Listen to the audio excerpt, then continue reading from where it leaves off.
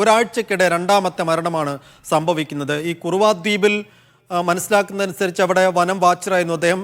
ഈ അപ്പോൾ അദ്ദേഹത്തിന് രാവിലെ എങ്ങനെയാണ് ഈ സംഭവം ഉണ്ടായത് എന്നുള്ള കാര്യത്തിൽ ഇപ്പോഴും ഒരു വ്യക്തതയില്ല. ആനക്കൂട്ടമാണോ ആക്രമിച്ചത്, അതല്ല ഒരു ഒറ്റയാനാണോ ആക്രമിച്ചെന്നുള്ള കാര്യങ്ങളിലൊന്നും വ്യക്തതയില്ല. അദ്ദേഹത്തിന്റെ ജീവൻ രക്ഷിക്കാനുള്ള ശ്രമങ്ങളായിരുന്നു ഇതുവരെ ഉണ്ടായിരുന്നത്.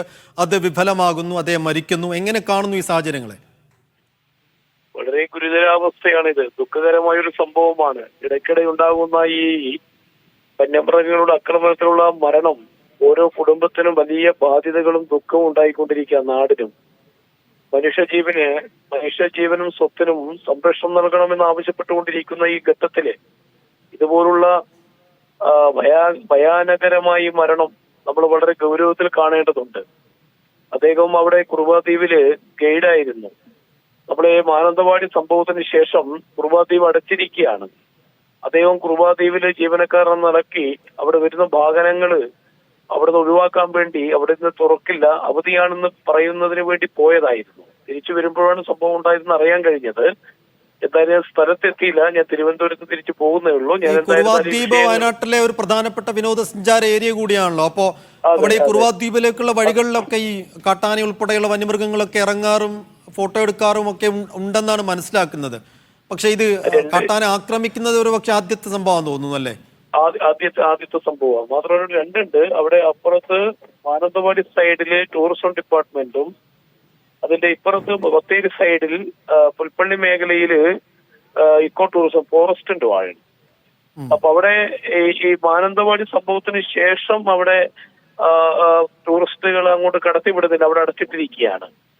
അപ്പൊ ഇദ്ദേഹം ആളൊഴിഞ്ഞ ആ മേഖലയാണല്ലോ. ആ സമയത്ത് അങ്ങോട്ട് പോയതായിരുന്നു. ആ സമയത്താണ് സംഭവം ഉണ്ടായതെന്നാണ് അറിയാൻ കഴിഞ്ഞത്. ജീവൻ രക്ഷിക്കാൻ വേണ്ടി മാനന്തവാടി നിന്നും മെഡിക്കൽ കോളേജിൽ നിന്നും കോഴിക്കോട് മെഡിക്കൽ കോളേജിലേക്ക് എത്തുന്നതിന് മുൻപാണ് അദ്ദേഹത്തിന് മരണമുണ്ടായത്. എന്തായാലും ഇത് ഗൗരവത്തിൽ കാണുന്നു. ഈ കാര്യം വനവകുപ്പ് മന്ത്രിയെയും അതോടൊപ്പം തന്നെ മുഖ്യമന്ത്രിയെയും ഈ വിവരം കൃത്യമായി അറിയിക്കും. അവരറിഞ്ഞിട്ടുണ്ട് എന്നാണ് മനസ്സിലാക്കാൻ കഴിഞ്ഞത്. എന്നാൽ പോലും ജില്ലാ ഭരണകൂടവും ഞങ്ങളൊക്കെ ഇടപെട്ട് ഈ പ്രശ്നത്തിന് ശാശ്വതമായ ഒരു പരിഹാരം ഉണ്ടാകണമെന്നുള്ളതാണ് നമ്മുടെ ഏറ്റവും വലിയ ആവശ്യം. ഒപ്പം തന്നെ നമ്മളിപ്പോഴും തുടരുന്ന ഈ ഉദാസീനതയുടെയും പരിമിതികളുടെയും ഒക്കെ ഒരു ഇര കൂടിയാണ് പോൾ എന്ന് പറയേണ്ടി വരും. കാരണം മാനന്തവാടിയിൽ അദ്ദേഹത്തെ എത്തിക്കുന്നു. മാനന്തവാടിയിൽ ആവശ്യമായ സൗകര്യങ്ങളും സംവിധാനങ്ങളും അവിടെ ഇല്ല. അപ്പോ എയർ ആംബുലൻസിലേക്ക് കോഴിക്കോട്ടെ കൊണ്ടുവരാൻ നോക്കുന്നത്. പക്ഷെ 2 മണിക്കൂർ സമയമെടുത്താണ് അദ്ദേഹത്തെ. ആന്തരിക രക്തസ്രാവം അപ്പോഴേ ഉണ്ട്. ചോര വാർന്നു കിടക്കുന്ന ഒരു രോഗിയെ വളരെ പെട്ടെന്ന് എത്തിക്കേണ്ട ഒരു ഘട്ടം കൂടിയുണ്ട്. പക്ഷെ 2 മണിക്കൂർ എടുത്തു. സ്വാഭാവികം അദ്ദേഹത്തിന് അന്ത്യം ഉണ്ടാവുകയും ചെയ്യുന്നു. അപ്പോ ഈ ഒരു അവസ്ഥ രണ്ടാമത്തെ ജീവനാണ് അങ്ങനെ പൊലിയുന്നത്. നമ്മുടെ തോമസ് ഇതുപോലെ മെഡിക്കൽ കോളേജിൽ ആവശ്യമായ ട്രീറ്റ്മെന്റ് ലഭിക്കാതെ ബ്ലഡ് വാർന്നൊഴുകിയാണ് അദ്ദേഹത്തിന് മരണമുണ്ടായത്. അതേ സംഭവമാണ് ഇപ്പോൾ ഉണ്ടായിട്ടുള്ളത്. വയനാട് മെഡിക്കൽ കോളേജ് എന്ന് പറയൽ മാത്രമേ ഉള്ളൂ. ആവശ്യമായ സജ്ജീകരണം ഉണ്ടായിരുന്നെങ്കിൽ ഇന്ന് പോളിന്റെയും ജീവനും തോമസിന്റെ ജീവനും സംരക്ഷിക്കാൻ കഴിയുമായിരുന്നു.